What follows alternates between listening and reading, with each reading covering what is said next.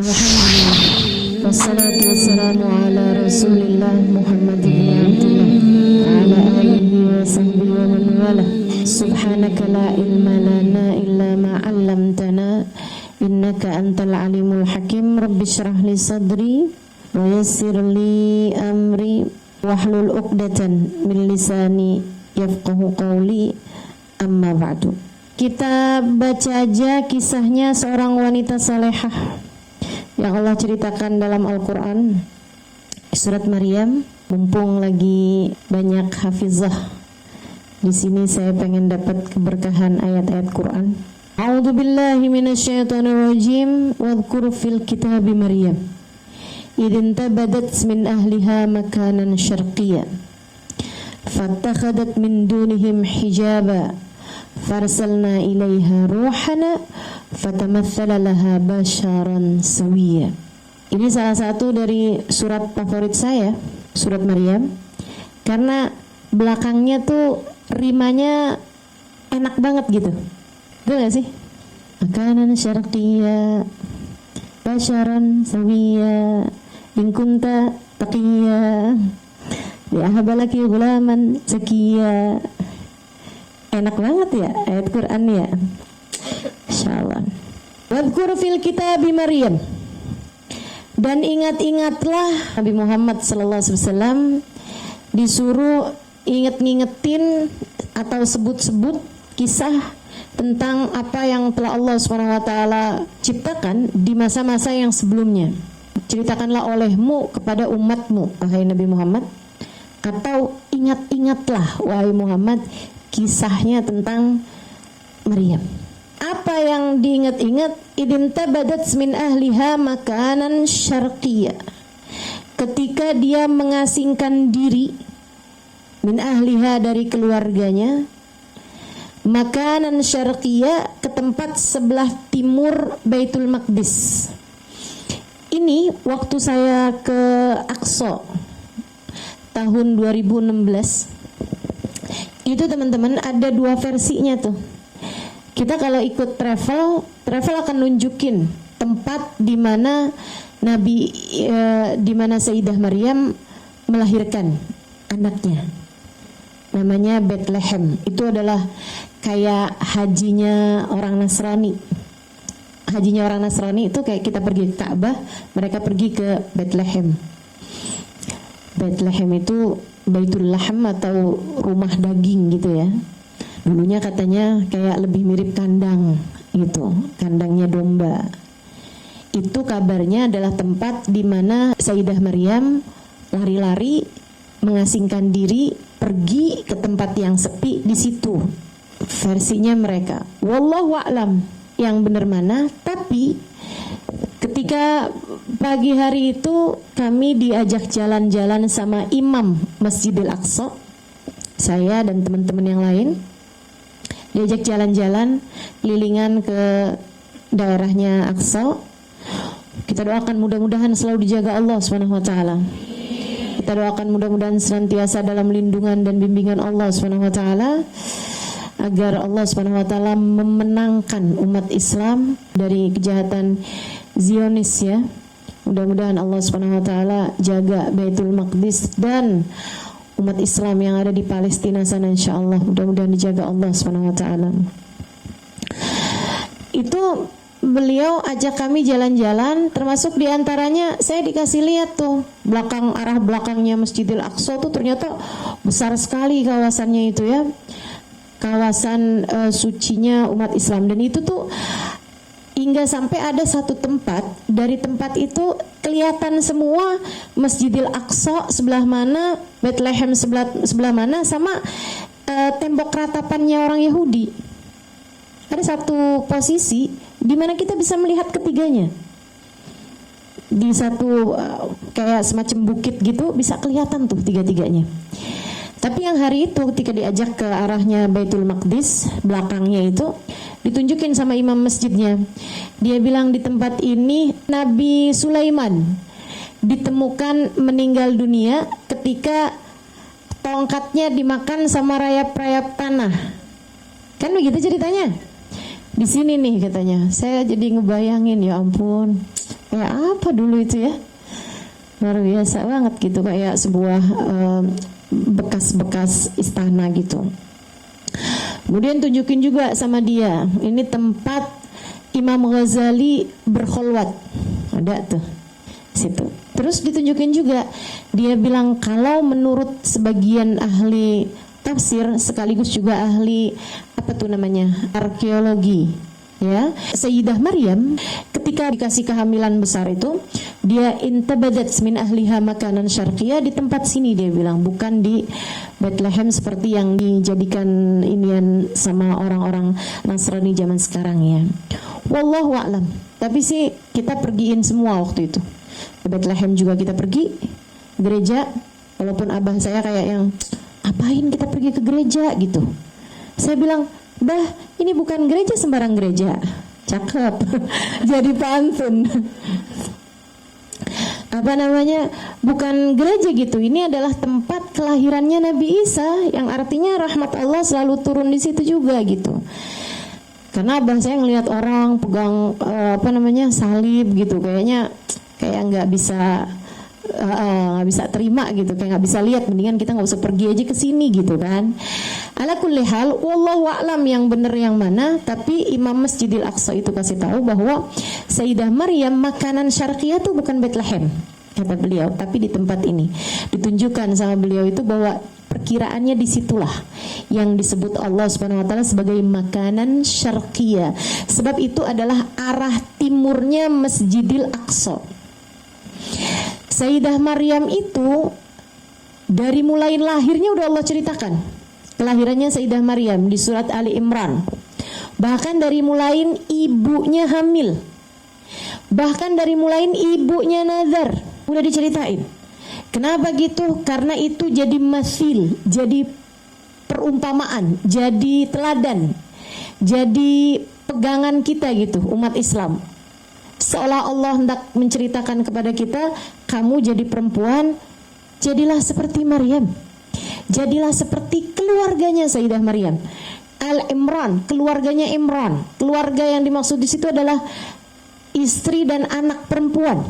Al-Imran, keluarganya Imran, Nabi Allah Imran. Imran itu sendiri teman-teman, itu nabi meskipun bukan rasul. Jadi yang jadi rasulnya pada zaman tersebut adalah Nabi Allah Zakaria alaihi salam. Gitu ya. Untuk kemudian Nabi Zakarianya punya anak yang juga jadi nabi, sekaligus juga keponakannya yaitu Nabi Allah Isa alaihi salam. Nah, di zaman itu tuh yang jadi nabinya tuh Nabi Zakaria. Nah, Nabi Zakaria ini punya saudara namanya Imran.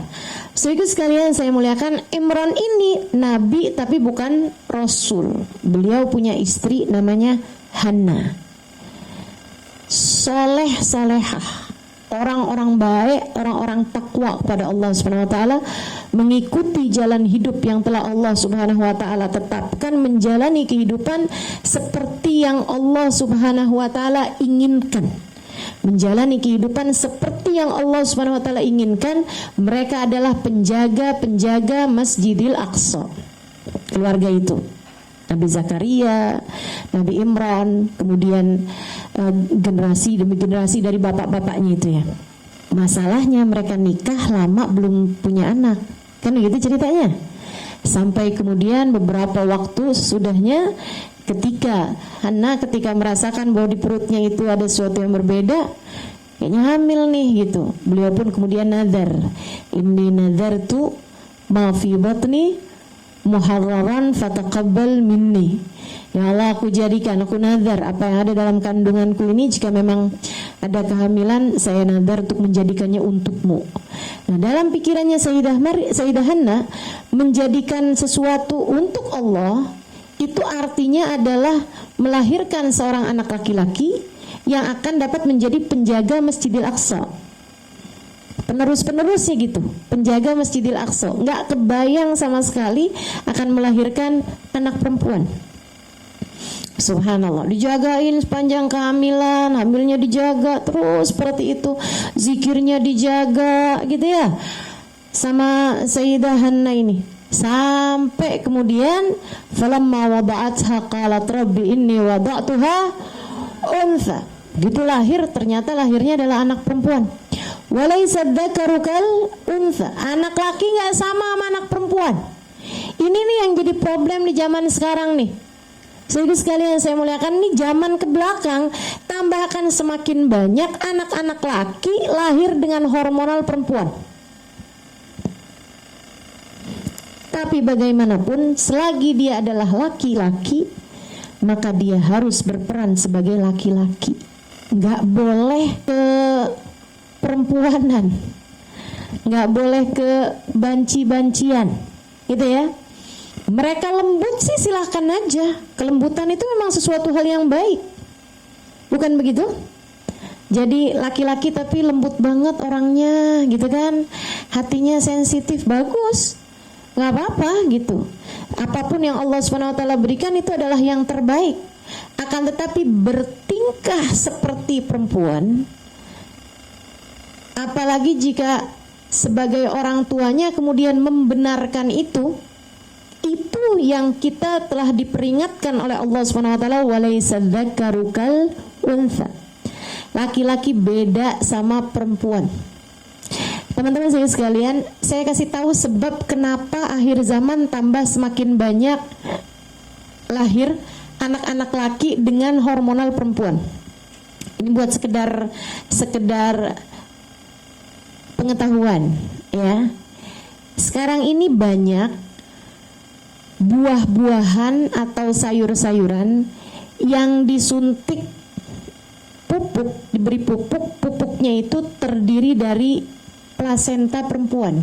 Karena memang gak ada yang lebih bagus buat bikin besar buah sekaligus bikin buah tersebut lebih lama tahannya daripada plasenta perempuan. Plasenta perempuan itu zat yang paling subur. Zat-zat enzim-enzimnya itu yang paling bisa menyuburkan.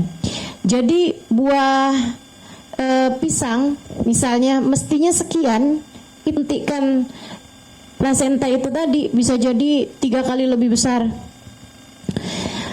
3 kali lebih besar. Nah, daerah-daerah yang banyak membuat buah-buahan itu jadi tambah besar, salah satunya adalah Thailand, di Bangkok. Ya, makanya kan kita segala-gala yang gede-gede kita sebut Bangkok.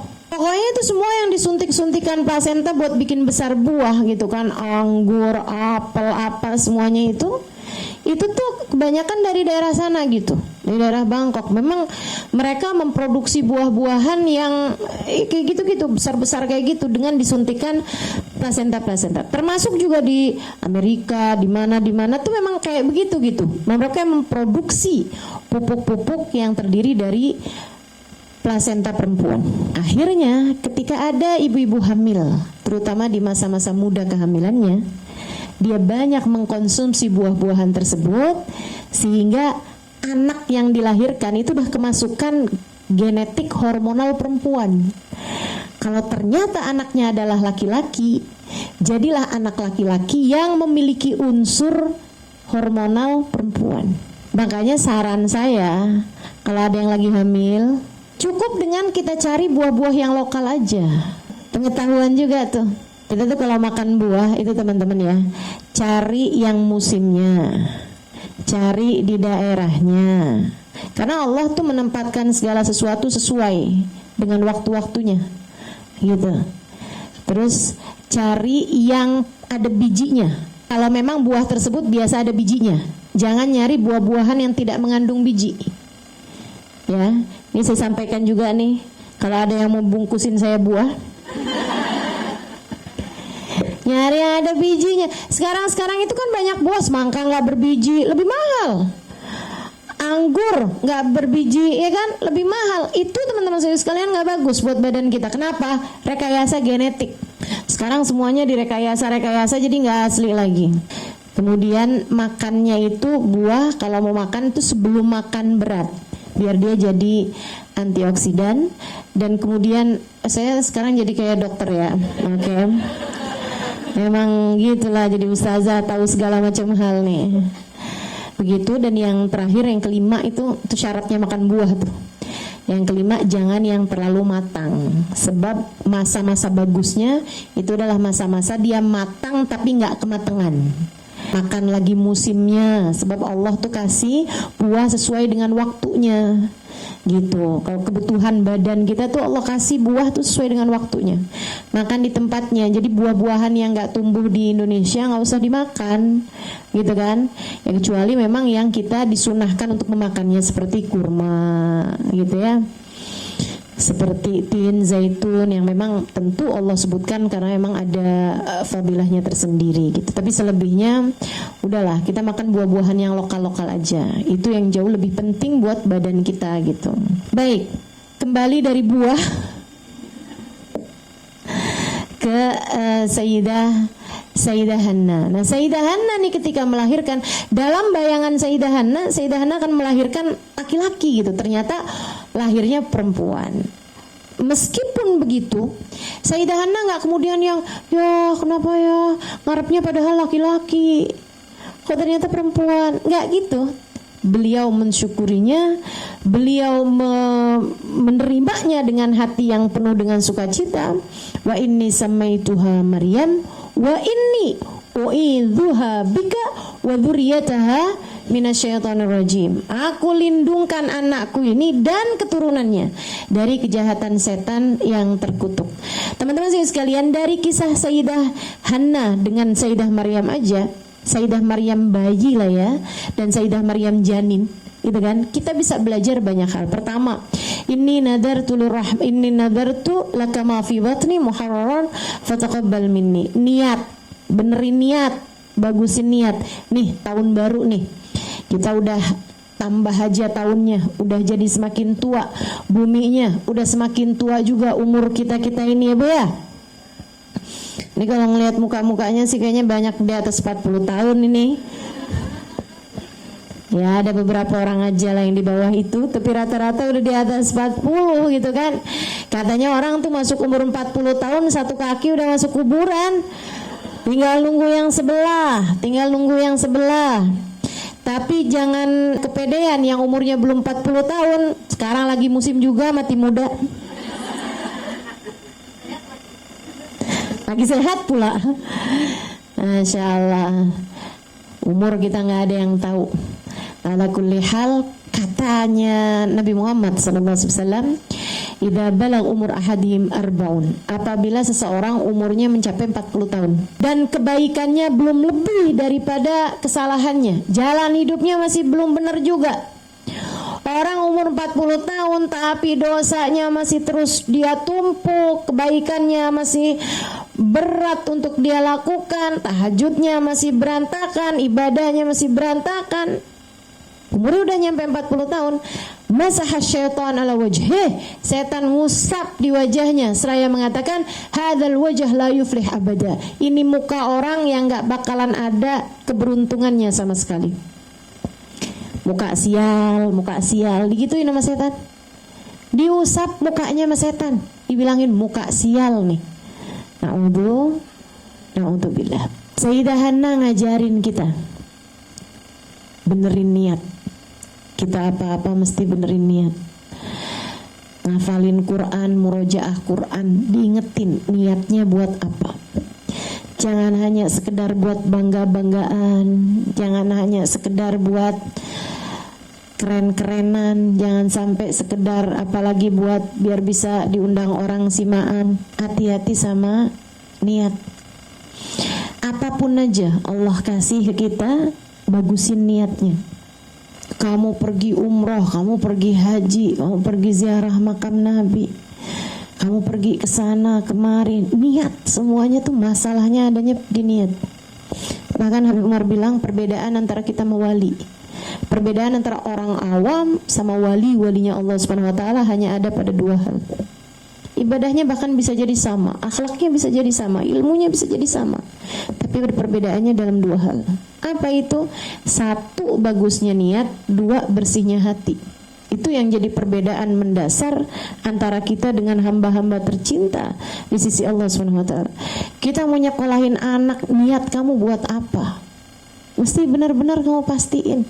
Jangan hanya sekedar untuk biar dunianya dia bagus, biar iniannya dia bagus, biar nanti dia jadi orang pintar, nanti kalau saya di masa tua dia bisa ngurusin saya gitu. Anak kamu tuh bukan investasi.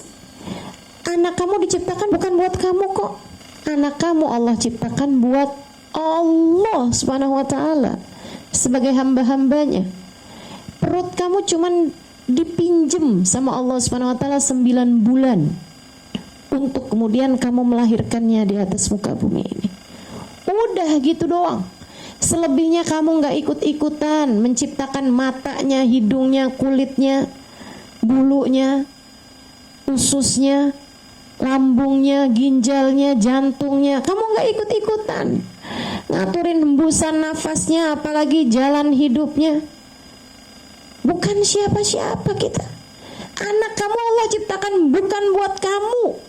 Allah menciptakan anakmu untuk Allah Subhanahu wa ta'ala. Wa ma khalaqtul jinna wal insa illa liya'budun, kata Allah, buat aku kok. Biar dia ibadah kepadaku, biar dia menghamba kepadaku. Bukan untukmu aku menciptakan anakmu. Ini yang difahami oleh Sayyidah Hanna, sehingga begitu dia tahu dirinya hamil, dia bahasakan itu sebagai pemahaman dari dirinya. Inni nadartu laka ma fi batni muharraran fataqabbal minni. Niatnya mesti benar. Niatnya mesti benar. Teman-teman sekalian yang saya muliakan, habis itu kemudian Sayyidah Maryam 9 bulan hamil. Memang zaman itu belum ada USG, nggak bisa tahu nih anak laki atau perempuan, kan begitu. Tapi dalam bayangan Sayyidah Hanna, anaknya ini adalah akan lahir anak laki-laki sebagai penjaga Masjidil Aqsa. Tapi ternyata anaknya perempuan. Kaget Sayyidah Hanna. Lama wada'atha qalat rabbi inni wada'tuha untha. Wah, ternyata perempuan ya. Walaysa dzakaru kal untha. Tentu laki-laki gak sama dengan perempuan. Gak sama aja judulnya. Gak sama. Perempuan punya rahim, laki-laki enggak.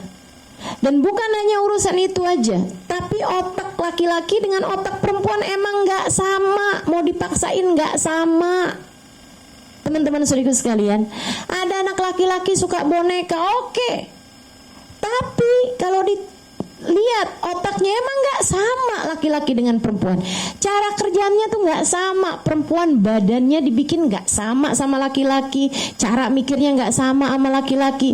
Bukan berarti laki-laki lebih baik atau perempuan lebih baik, enggak. Semuanya sama-sama punya nilai kebaikan masing-masing di sisi Allah Subhanahu wa ta'ala. Mau jadi ahli surga, mau laki-laki mau perempuan, bisa dua-duanya. Sebagaimana jadi ahli neraka milih jalan keburukan, kalau laki-laki misalnya gitu lebih lambat masuk nerakanya, enggak juga. Sama aja milih jalan gak baik, laki-laki kayak perempuan kayak udah gak bener gitu. Walaysa dzakaru kal untha. Ini nih yang coba dimasukkan sama orang-orang non-muslim di zaman sekarang ini. Mereka itu dengan mengatasnamakan hak azazi manusia, HAM itu ya, mereka sekarang memperbolehkan orang untuk ganti gender. Gimana coba nih, dunia udah jalannya udah sejauh itu. Akan tetapi kita udah diperingatkan dalam surat Ali Imran, walaysa dzakaru kal untha. Wa inni samaituha Maryam wa inni u'idzuka biha wa dzurriyyataha minasyaitonir rajim. Ini tugas orang tua. Selain punya niat yang baik buat anak-anaknya, itu satu. Yang keduanya, jangan lupa untuk terus mendoakan mereka. Dan kalau doa, tiru tuh kayak Sayyidah Hanna buat Sayyidah Maryam. Wa inni u'idzuha bika wa dzurriyyataha minasyaitonir rajim. Ya Allah, tolong lindungi anak saya ya Allah, dan keturunannya terus ke bawah.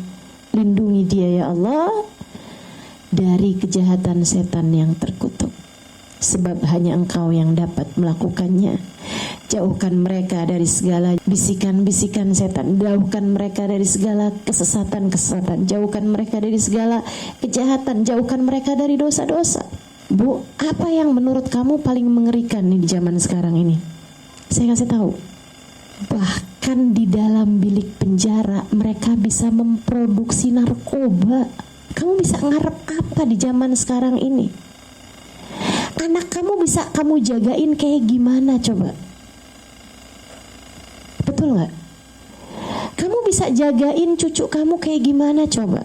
Sesayang apapun kamu sama anak-anak kamu, kamu masukin ke sekolah, ternyata gurunya sendiri bisa melakukan kejahatan kepada anak kamu. Betul? Dunia berjalannya ke arah yang bisikan setan juga jadi udah semakin dahsyat gitu. Kejahatan-kejahatannya tuh udah bukan kejahatan-kejahatan tingkat rendah lagi gitu kan. Serem banget. Pedofil kalau anak kita masih kecil. Kalau anak kita agak besaran, pergaulan bebas. Belum lagi narkoba, belum lagi perjudian online. Iya kan? Kayak yang gampang banget gitu. Mereka, kalau kamu pengen punya ini, kamu gak ada duitnya, utang aja. Atau kalau kamu mau nih, kamu ikutan ini nih, kamu taruh uang sekian, akhirnya dapatnya sekian, kan begitu. Di tangan mereka sendiri gitu. Orang dulu kalau mau judi masih pakai keluar rumah, masih pakai. Sekarang di kamar mandi mereka bisa judi. Maksiat udah secanggih ini, dosa udah semudah itu. Maka yang harus kamu lakukan terhadap anak-anak kamu di zaman sekarang ini, kembali kepada Al-Quran. Apa yang Allah suruh kita sebagai orang tua melindungkan anak-anak kita. Kata Allah, liatin nih doanya Sayyidah Hanna buat putri tersayangnya. Wa inni u'iduha bika wa dzurriyyataha minasyaitonir rajim. Ya Allah, saya gak bisa jagain anak saya 24 jam.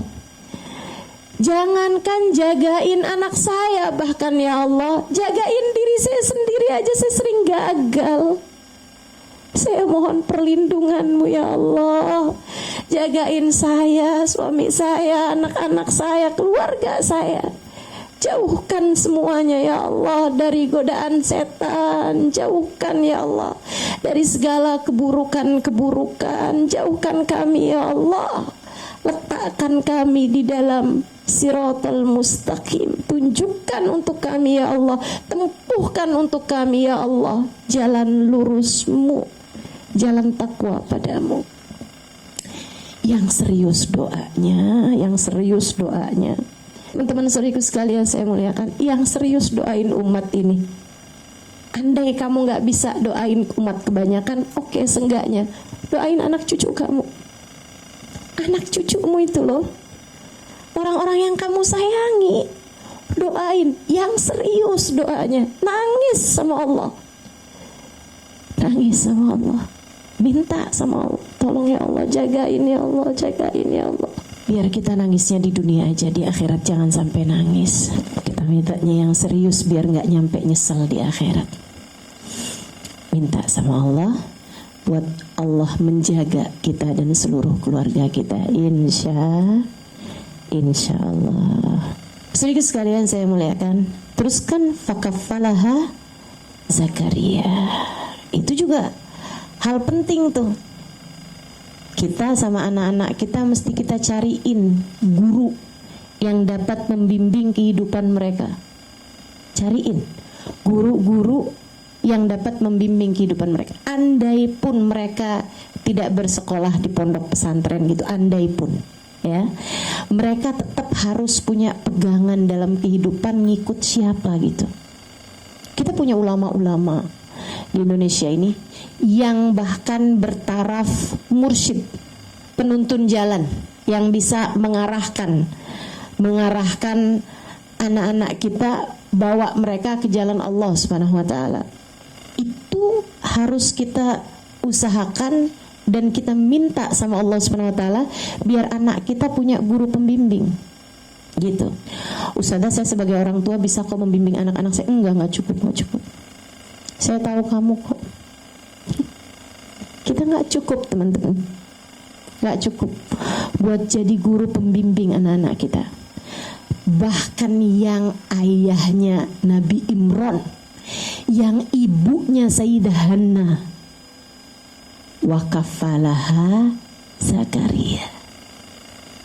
Tetap tuh ada kafilnya, ada guru pembimbing buat anaknya. Disambungin hatinya dari sejak kecil tuh. Akhirnya sama Nabi Zakaria itu Sayyidah Maryam dibikinkan rumah yang tersendiri. Rumahnya itu nggak ada yang bisa masuk selain Nabi Zakaria. Kayak naik ke atas, tangganya disimpan gitu ya.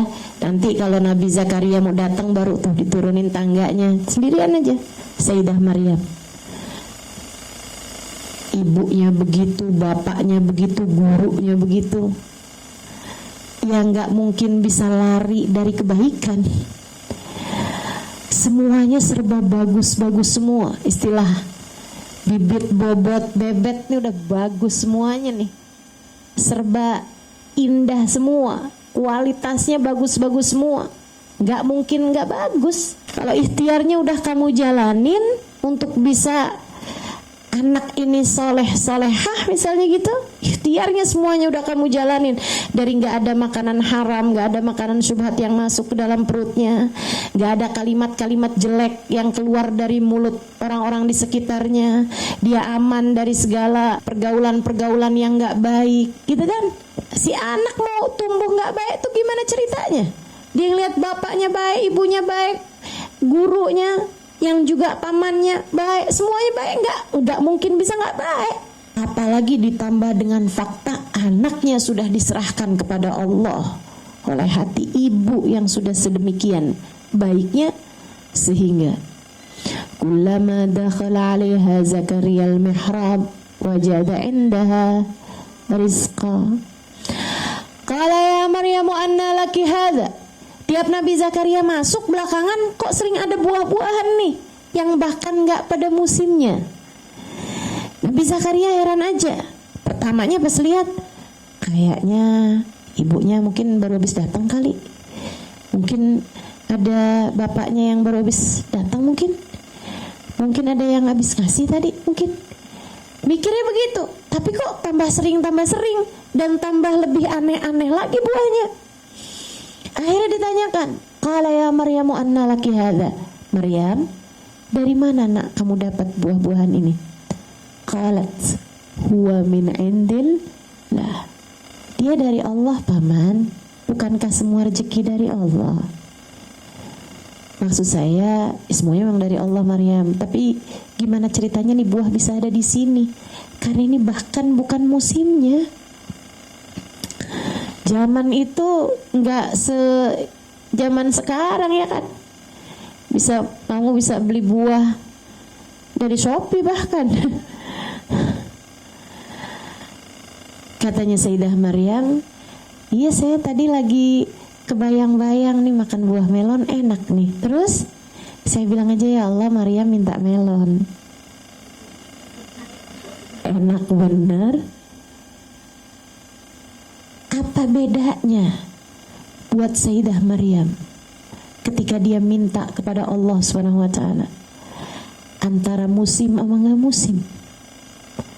Apa bedanya buat Sayyidah Maryam sebagai hamba tercinta di sisi Allah untuk minta sesuatu fasilitas duniawi ataupun ukhrawi?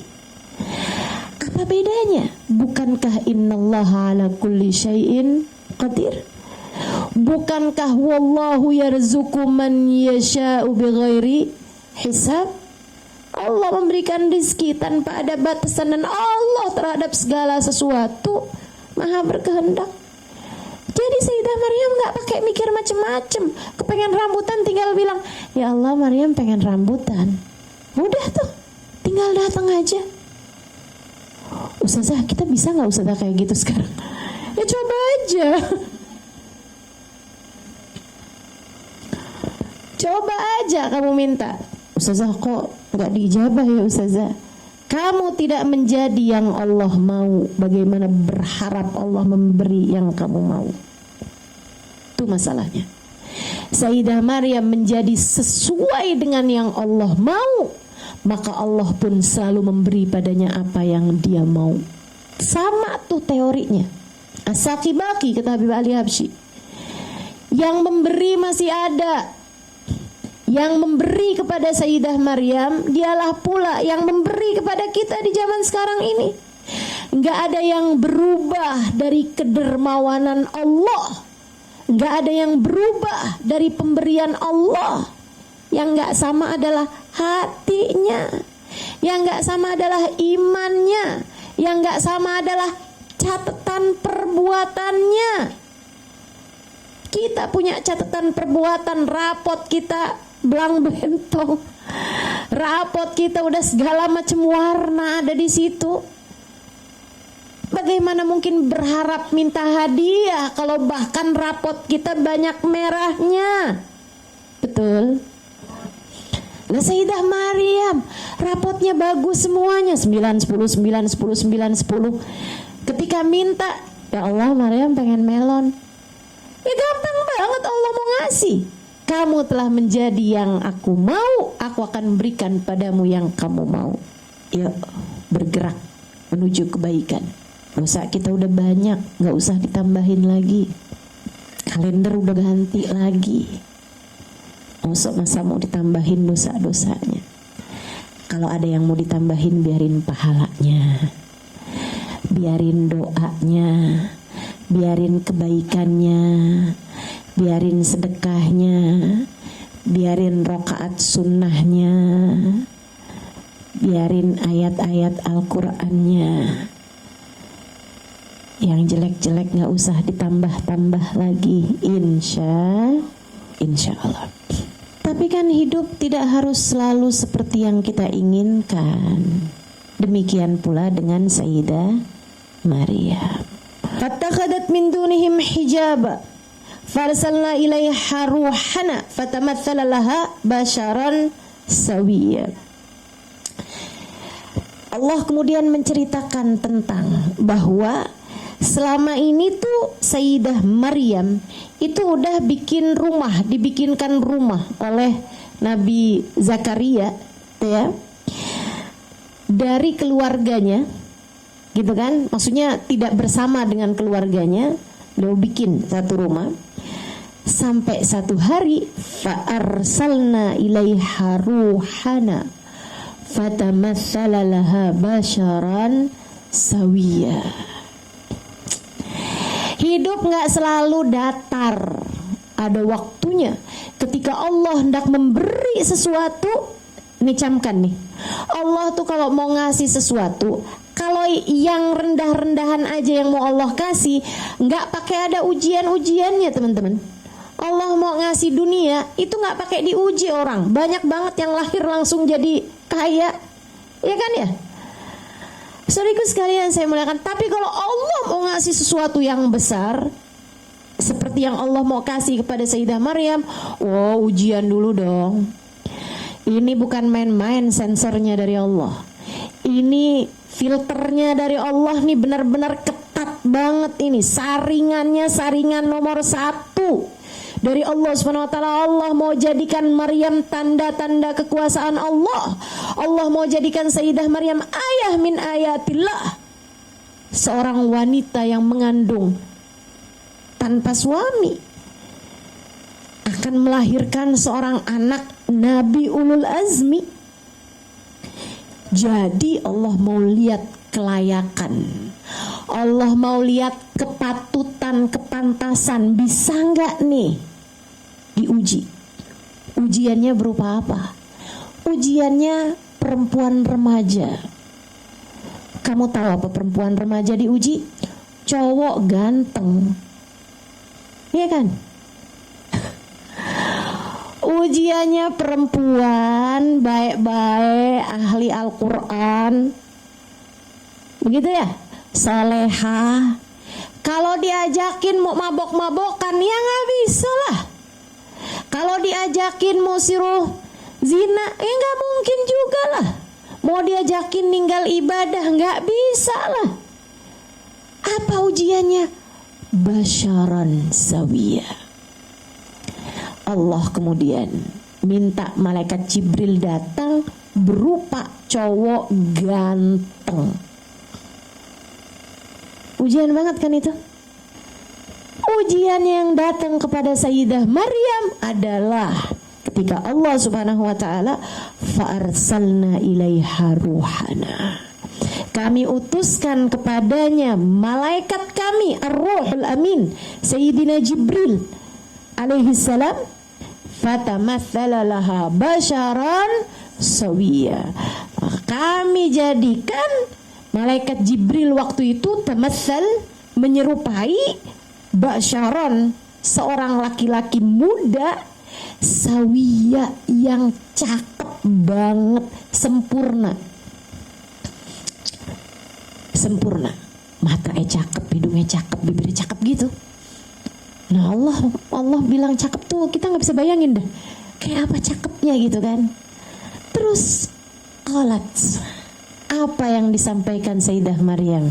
Begitu Sayyidah Maryam ngelihat laki-laki ada di situ, nggak ketahuan dari mana tempatnya, tiba-tiba ada di situ, Sayyidah Maryam langsung, aku berlindung kepada Allah.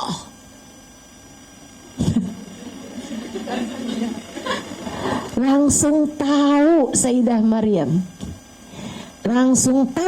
Maryam bahwa ini adalah sesuatu yang haram. Saya ini diminta Allah untuk menjadi perempuan yang solehah, menjaga diri. Kok tiba-tiba ada laki-laki ada di sini? Inni a'udzu birrahmani minka. Aku berlindung kepada Allah dari kejahatan kamu. Aku berlindung kepada Allah dari kamu. In kunta taqiyya, jika kamu adalah yang bertakwa. Jika kamu seorang yang bertakwa, makhluk yang bertakwa, aku berlindung kepada Allah dari kejahatan kamu itu. Kenapa kok bilangnya in kunta taqiyya? Karena Sayyidah Maryam tahu Allah pasti akan melindunginya dari kejahatan makhluk-makhluk yang jahat. Udah tuh, kalau yang itu udah emang gak bisa. Karena taat membentengi seseorang dari kejahatan-kejahatan yang kayak gitu-gitu, kejahatan sihir, kejahatan setan, kejahatan yang gak bagus tuh emang Sayyidah Maryam pasti akan dilindungi dari hal yang seperti itu. Tapi dari yang bertakwa nih, dari malaikat, dari arwah, orang-orang saleh, misalnya gitu ya, yang sudah meninggal dunia dan seterusnya gitu. Nah itu Sayyidah Maryam bilang, inni a'udzu birrahmani minka in kunta taqiyya. Aku berlindung kepada Allah dari kamu jika kamu adalah seseorang yang bertakwa.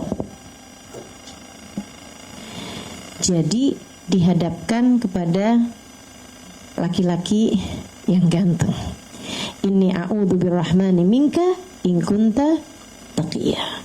Pokoknya ngelihat yang haram-haram langsung, aku berlindung pada Allah dari apapun yang haram-haram. In kunta taqiyya, jika kamu adalah seorang yang bertakwa. Kita juga gitu. Jangan gampang banget digodainnya gitu kan. Ujian-ujian nih lagi, kita misalnya lagi susah-susah urusan rezeki, tahu-tahu ada yang nawarin tapi ini uang haram gitu kan. Jangan kemudian nggak apa-apa kali ya ini kan lagi butuh, lagi kepepet, ntar sih kalau saya dapat kelebihan duit ntar saya akan sedekah dah senilai itu dah, tapi yang ini saya ambil dulu aja. Kadang-kadang suka gampang banget begitu. Hati-hati sama yang haram. Inni a'udzu birrahman, aku berlindung dengan Allah yang Maha Rahman. In kunta taqiyya. Qala innama ana rasulu rabbik. Malaikat tersebut, cowok ganteng itu berkata, innama ana rasulu rabbik, aku adalah utusan Allah untukmu. Liahabalaki ghulaman zakiyya, aku hendak memberi kepadamu seorang anak zakiyah yang suci. Sayyidah Maryam adalah perempuan polos, ahli ibadah, teman-teman saudara sekalian. Tapi bukan berarti perempuan bodoh. Beliau polos, gak ngerti banyak urusan dunia, tapi bukan perempuan bodoh.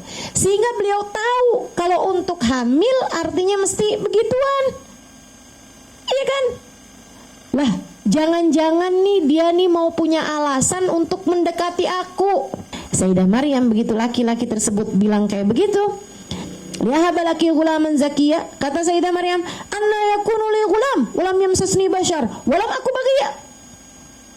Gimana saya bisa punya anak sementara nggak ada laki-laki yang menyentuh saya, dan saya nggak akan mau disentuh sama laki-laki yang bukan halal bagi saya. Lam aku baghiyya, aku tidak akan pernah mau menjadi seorang perempuan yang nggak benar gitu. Saya bukan perempuan nggak benar. Dan bagaimana mungkin saya bisa hamil kalau saya bahkan tidak pernah bersentuhan dengan laki-laki siapapun. Qala kadzalik. Tapi emang Allah pengennya begitu. Qala rabbuki huwa alayya hayyin. Allah menyampaikan kepadamu wahai Maryam bahwa yang demikian itu mudah bagiku, kata Allah. Walinaj'alahu ayatan linnas, dan kami hendak menjadikan dia, anak tersebut, sebagai ayatan linnas, tanda-tanda kekuasaan Allah bagi segenap manusia, wa rahmatan minna, dan anugerah rahmat yang kami utuskan ke atas muka bumi ini. Sebab keberadaan Nabi selalu menjadi rahmat bagi bumi, bagi semesta, bagi manusia terutamanya yang mengikuti jalannya Nabi tersebut. Wa kana amran maqdiya, dan ini adalah sesuatu yang telah ditetapkan di sisiku, sudah diputuskan oleh Allah Subhanahu wa taala. Habis itu malaikatnya gini nih, ke arah perutnya Sayyidah Maryam. Yang begitu malaikat Jibrilnya mengerjakan hal itu, Sayyidah Maryam tiba-tiba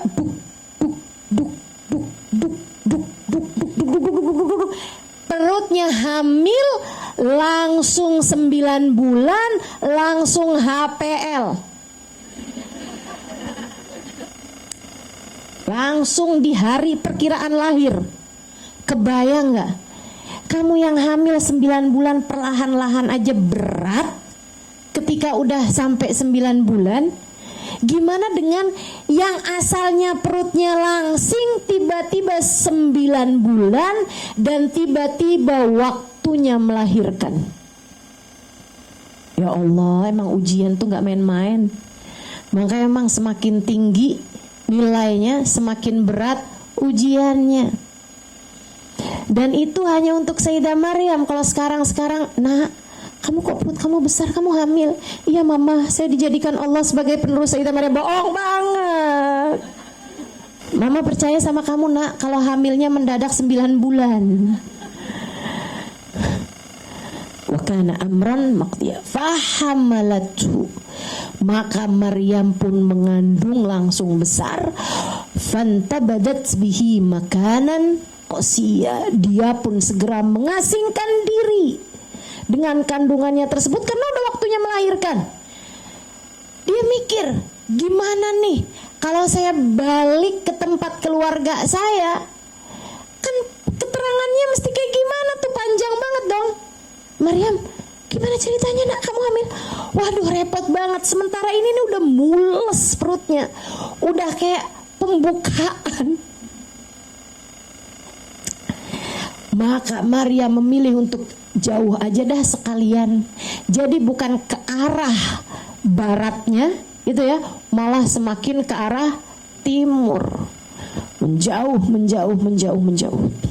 Saat lagi jalan itu aja, fa'aja'ahal mahad, rasa sakit itu datang, mules. Mahad itu mulesnya melahirkan. Yang udah per 10 menit itu loh. Fajahal mahab ila jid'in nakhlah, maka perutnya itu udah enggak ketahanan lagi. Perutnya Sayyidah Maryam lari sampai dia udah enggak tahan lagi, lari sambil pegangin perutnya. Ya Allah, gimana nih dilihatnya ada sebatang kurma, pohon kurma yang sedang mulai berbuah.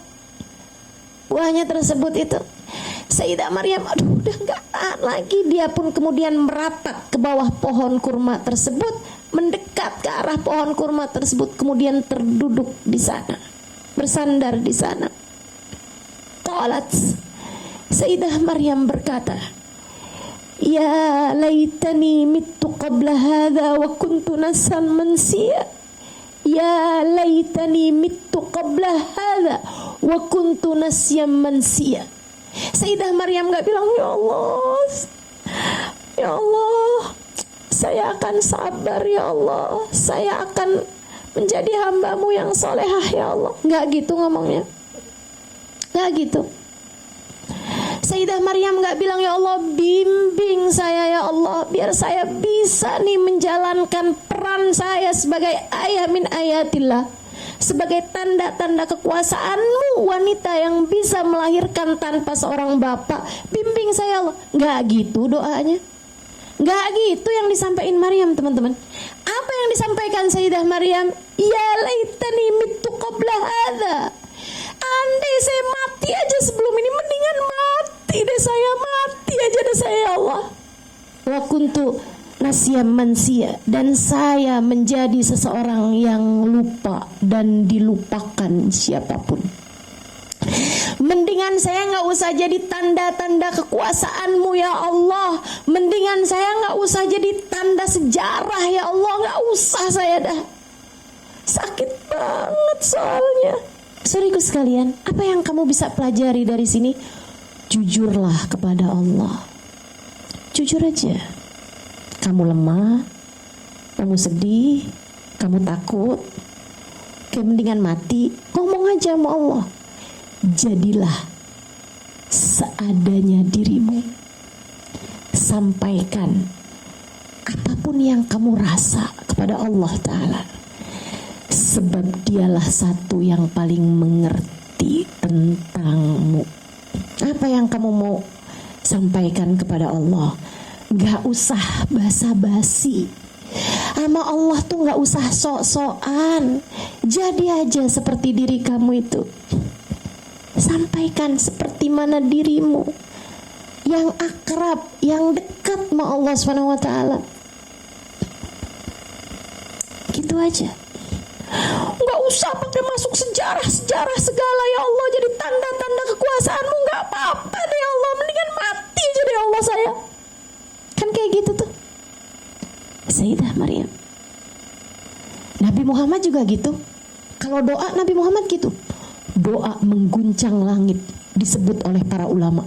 Nabi itu kalau doa, ya Allah, kalau Engkau gak tolongin kami besok di perang Badar ini ya Allah, bisa jadi Engkau tak akan lagi disembah di atas muka bumi. Bukankah Engkau mengutus saya nih ya Allah sebagai seorang Rasul? Kasih kami pertolongan ya Allah, agar kami bisa melanjutkan dakwah ini ya Allah. Kasih pertolonganmu ya Allah. Aku gak tahu lagi deh gimana caranya kalau besok sampai kalah peperangan. Doa yang mengguncang langit. Yang kayak gitu tuh pantas kamu mintain, tapi gak pantas kalau urusan dunia. Minta duit doang segitunya gitu kan. Kata Allah lah, barang remeh kayak begini loh kamu minta segitunya. Tapi teman-teman, di saat kita sedang dalam keadaan-keadaan yang memang udah ke pojok, darurat gitu kan, keadaan kita gak bisa mengendalikan rasa hati kita sendiri gitu. Saat kamu sedang lagi datang cemburu, saat kamu sedang lagi datang kesedihan, saat kamu sedang lagi datang perasaan-perasaan yang gak enak itu, nangis sama Allah dan jadilah dirimu sendiri. Sebab Allah adalah yang paling bisa mengerti. Allah ngerti. Allah paling tahu bagaimana menghadapi kita hamba-hambanya. Maka jadilah jujur tanpa basa-basi. Wa kuntu nasyan mansiya. Apa yang Allah lakukan? Fanadaha min tahtiha. Keren banget sih ini ya Allah. Kata Allah Subhanahu wa taala, maka dia pun memanggil Sayyidah Maryam min tahtiha, dari arah bawahnya. Ada yang mengatakan fanadaha ay Jibril, ada juga yang mengatakan fanadaha ay Rabb Jalla Jalaluhu wa ta'ala. Allah memanggilnya. Ada juga malaikat Jibril memanggilnya, tapi nggak lagi kelihatan si cowok tadi ganteng itu, nggak kedengeran suaranya aja gitu. Tapi kalau saya lebih senengnya membayangkannya tuh kalau Allah langsung gitu, fanadaha Kan dia lagi diskusinya sama Allah nih. Ya laitani mitu qabla hada, ya Allah, udah deh, saya mendingan mati aja deh ya Allah. Kuntu nasiyan mansiya, dan saya terlupakan begitu aja, nggak masuk dalam sejarah umat manusia, nggak jadi ayah min ayatik ya Rabb, nggak jadi tanda kekuasaanmu, nggak peduli dah saya ya Allah, sakit banget saya. Fanadaha min tahtiha, maka Allah pun memanggil dia dari arah bawahnya. Teman-teman sekalian, kenapa Allah memanggil dari arah bawahnya? Nih, kalau kamu lagi marahin anak kamu, kamu akan minta anak kamu buat mendongak kepadamu. Dengerin mama, liatin mama. Kamu kenapa bikin kayak begitu? Lihat muka mama nak. Kamu akan berkata seperti itu. Kamu akan minta anakmu buat mendongak.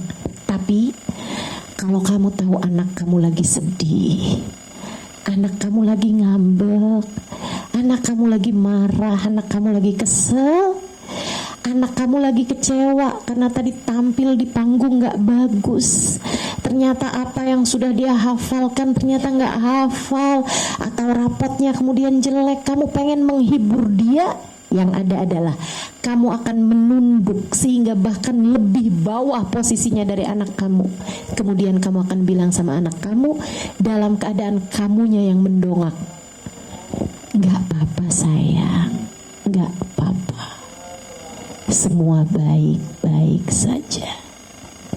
Gak apa-apa nak, jangan sedih, Mama ada di sini bersama denganmu. Itu kenapa Allah bilang fanadaha min tahtiha. Keren banget gak tuh Quran? Untukmu perempuan yang bersedih, jika kamu ada di jalan Allah, fanadaha min tahtiha, Allah pun memanggil dari arah bawahnya. Apa kata Allah?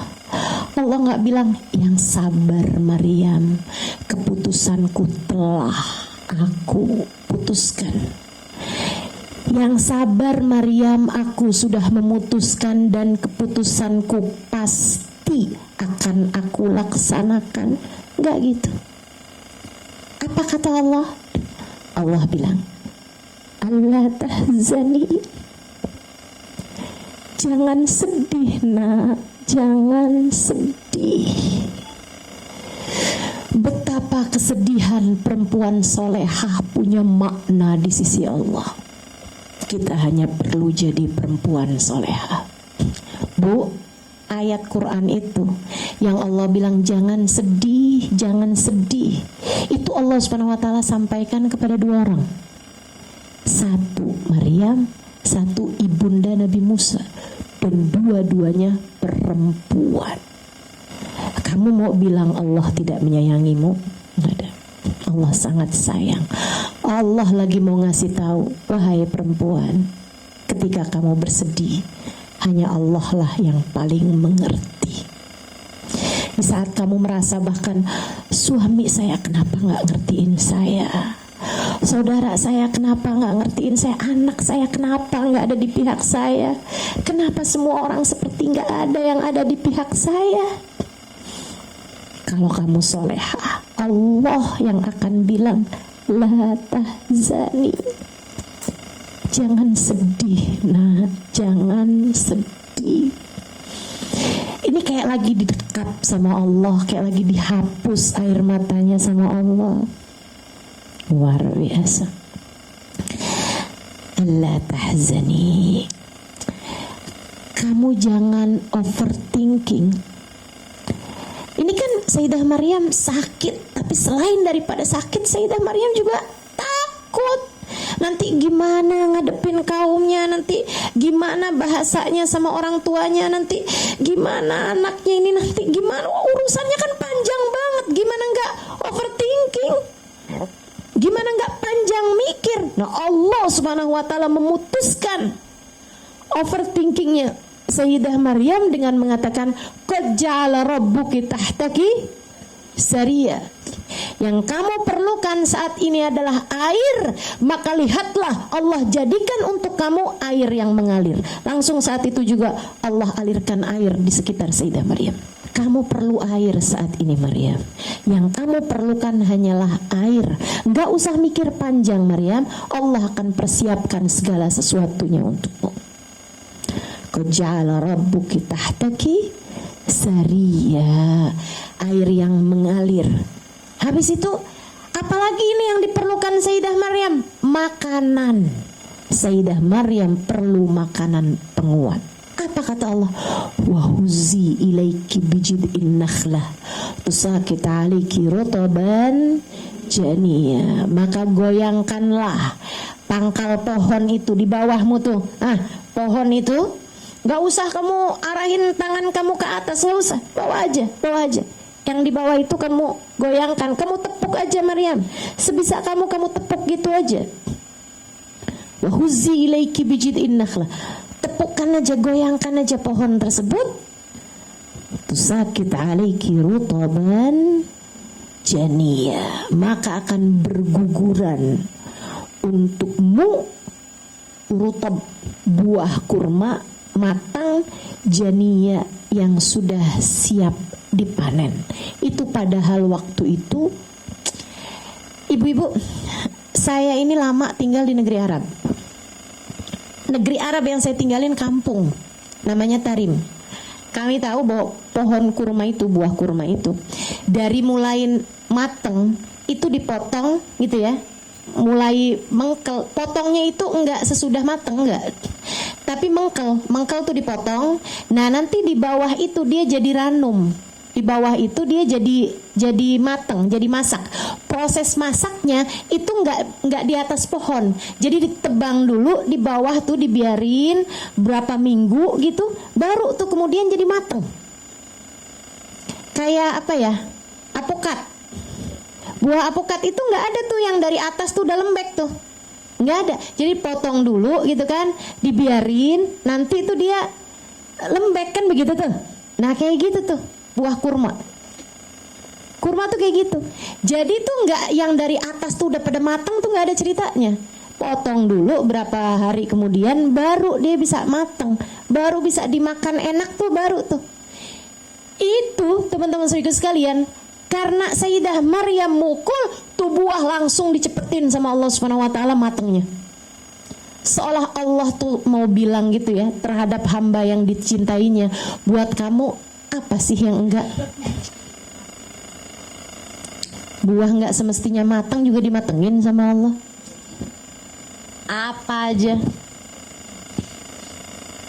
aja Allah akan kerjakan buat hamba-hamba tercinta di sisinya.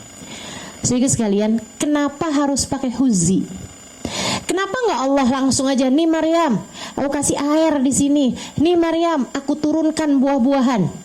Ternyata, saudara sekalian, orang kalau lagi stres mesti gerak. Jangan diam di atas tempat tidur. Kamu kalau lagi sumpek, lagi ada pikiran, jangan bikin kamu tiduran di atas tempat tidur terus, tambah stres. Kamu harus bergerak, kamu harus berolahraga, kamu harus melakukan sesuatu. Makanya nih, biar nggak stres, masak di sana. Biar nggak stres, tuh pel rumah. Biar nggak stres, gitu kan, olahraga, jalan kaki tuh, keliling-keliling rumah. Kamu harus bergerak, biar kamu pikirannya nggak fokus kepada urusan kesedihan kamu itu. Fakuli washrobi waqarri aina. Dah, sekarang makan, minum, yang tenang. Nanti Maryam, kalau kamu lihat ada orang mempertanyakan anak itu anaknya siapa, fakuli, kamu tinggal kasih isyarat aja. Inni nadartu lirrahmani sauma falan ukallimal yauma insiya. Aku nazar buat puasa. Puasanya bukan puasa makan, puasa minum, tapi puasa ngomong. Falan ukallimal yauma insiya, aku nggak akan ngajak bicara siapapun. Fa'atat bihi qaumaha tahmilu qalu ya Maryam laqad ji'ti syai'an fariya. Habis sudah selesai lahirannya, udah enak, Sayyidah Maryam udah bisa bawa tuh anak jalan. Sayyidah Maryam kemudian pulang ke rumahnya, pulang kembali ke tempatnya, mau balik ke rumah ibunya. Wah, orang-orang pada, anaknya siapa itu? Anaknya siapa itu? Mereka kemudian langsung tuh ngerubungin Sayyidah Maryam. Kemudian mereka berkata, ya Maryam, laqad ji'ti syai'an fariya. Wah Maryam, kamu sungguh telah melakukan sesuatu hal yang sangat mungkar, yang sangat jauh sekali gitu, yang kayak nggak pantas buat kamu lakukan. Langsung dituduh zina. Ya ukhta Harun, makana abuki imra'asau'in wa makanat ummuki baghiyah. Bapak kamu tuh orang baik, ibu kamu tuh orang baik. Nih hati-hati ya. Kita jangan sampai jadi kayak kaumnya Sayyidah Maryam. Kita nggak jadi Sayyidah Maryamnya, nggak jadi ibunya Sayyidah Maryam, malah jadi netizen julid. Siapakah kamu dalam kisah ini gitu kan? Ibunya Sayyidah Maryam atau Nabi Zakaria atau Sayyidah Maryam atau Nabi Isa, ataukah kaumnya nih, jangan-jangan yang segala sesuatu dikomentarin, segala sesuatu dipertanyakan. Sayyidah Maryam kemudian mengatakan, fa asyarat ilaih, beliau memberi isyarat kepada anak tersebut. Qalu, mereka masih ngomong lagi, kaifa nukallimu man kana fil bahdi sobiyya, bagaimana bisa bicara sama kami nih yang masih anak bayi, yang masih berada dalam buayan. Tahu-tahu bayinya ngomong, bayinya Nabi Allah Isa. Inni Abdullah atani al-kitab waj'alani nabiyya waj'alani mubarakan aynama kuntu wa awsani bis salati waz zakati ma dumtu hayya ila akhir ma qal sadaqallahul azim. Langsung tuh Nabi Allah Isa-nya bicara bahwa saya adalah hamba Allah.